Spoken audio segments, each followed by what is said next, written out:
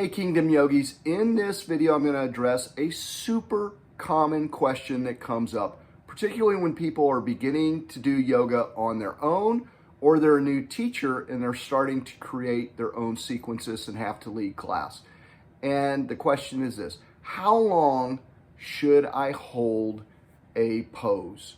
All right, there's not a clean answer on this because honestly it depends on the purpose of the practice. There is actually benefit in both holding poses for short periods of time, and there is benefit in holding poses for long periods of time. So it really depends upon the benefit that you are seeking in the moment. So let's look at the spectrum here. On one end of the spectrum, if you are wanting to build energy, increase your metabolism, maybe do weight loss, get a workout in, you're probably going to want a very flow style practice with a lot of movement. And in that case, you might go as much as one breath, one movement. So, inhaling, sweeping up, exhaling, bending forward, inhaling, dropping down, exhaling, pushing up. But you get the idea. And also sometimes people get confused on, well, should I be inhaling now or exhaling now? Honestly, as long as you're breathing, you're probably good, because that's a whole nother, probably subject of a whole nother video. But don't worry if you get your breath out of sync with the breath of the instructor. You really need to listen to your body.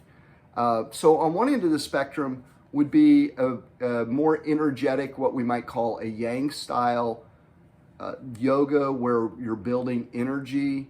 And there's lots of benefit to kind of that 1 or 2 breath, quick holds. This is going to, I mentioned, boost your metabolism. It's going to increase your energy, increase your blood flow, help with respiration. That is a great practice if you're kind of looking more towards sort of the workout fitness end of the spectrum. Now, on the other end of the spectrum would be a yin or a restorative style of practice where we hold poses for long periods of time. There's some fantastic benefits of holding poses for a long period of time. When we hold a pose for a good 30 seconds or more, you're actually going to start creating some deeper mobility within your tissue and flexibility. You need to give that muscle time to relax and to release. So in general, if your goal is relax and release, you're going to want to hold poses longer. If you're not familiar with yin style yoga, that's very, very characteristic of yin yoga.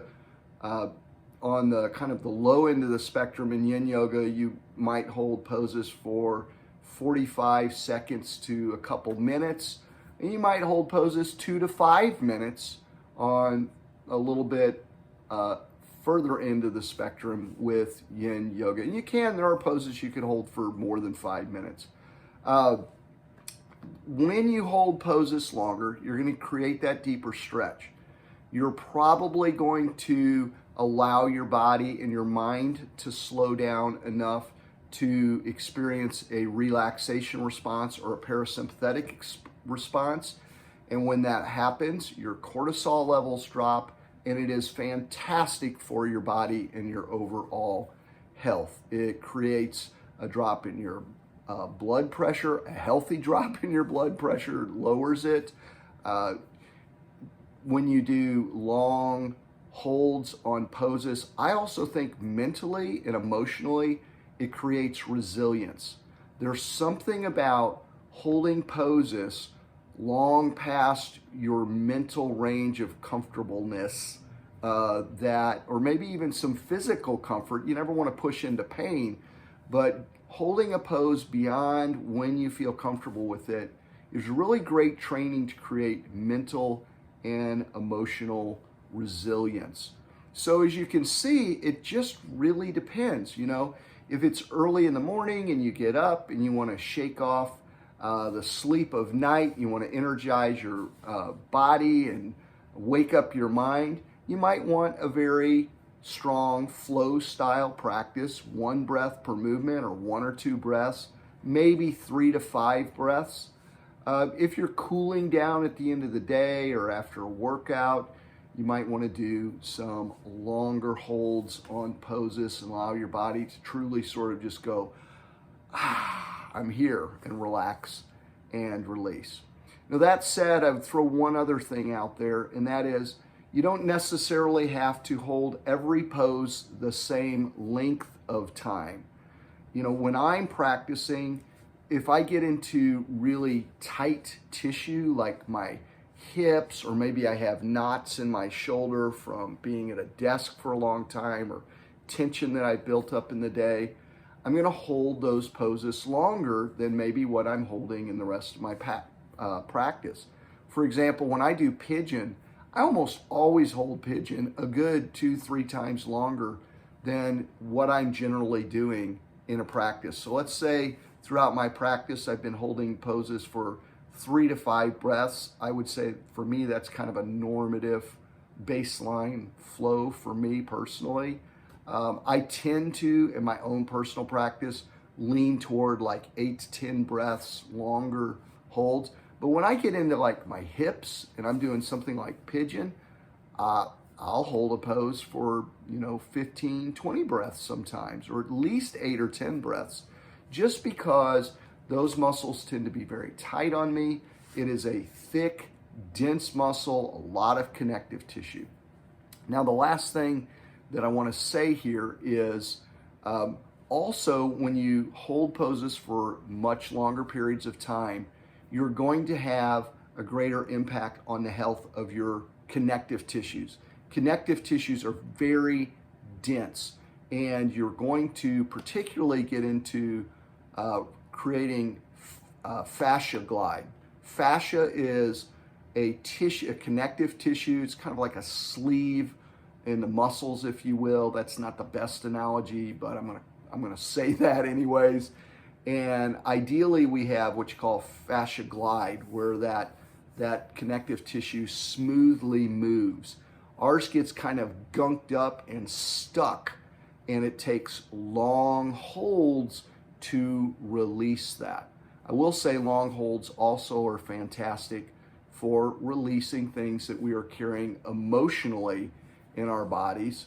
We have a saying in yoga that the issues are in the tissues. So you really want to dig deep in the tissues if you want to dig deep in the issues. And it's not unusual for somebody in a slow, meditative, long hold practice to have strong release of motion. I've seen people suddenly have like anxiety well up and release, or tears, or laughter, or all kinds of things where just emotion will go, and release, because someone has held a pose a long time and got deep in the tissue. So I hope that's really helpful. In general, you need to ask before your practice, if you're creating your own sequence, what does my body need right now? That's going to determine how long you do or don't hold poses and the general nature of your practice. So, all right. I'm going to leave it at that. I look forward to seeing you in another video. If you have other questions about this, or I need to unpack something a little bit more, just throw a question down in the comment. I would actually like to hear, how long in general do you like to hold poses and why? So please, in the comments, put, typically, this is how long I hold poses and why. All right, blessings, Kingdom Yogis, and I'll see you soon. Hey, I just wanted to take a moment and thank you for practicing with me today. I always love connecting with more Christian yogis. There's actually probably a lot more out there than you realize. If you want to connect with us in a more personal way, go over to a Facebook group, Christ Yoga and You. Just search for it. I'll let you in there. It would be awesome to meet you. If you want to get more support in doing yoga daily, I put together a guide that breaks down like just 7 steps to keeping up a consistent practice. I've got over 1,600 days, so I can tell you from experience that it works. Again, thanks so much for being here, and I look forward to seeing you in another video. Until then, I would encourage you to live a fit, a faithful, a really epic life for the Lord, my fellow Kingdom Yogi. I'll see you again soon. Blessings.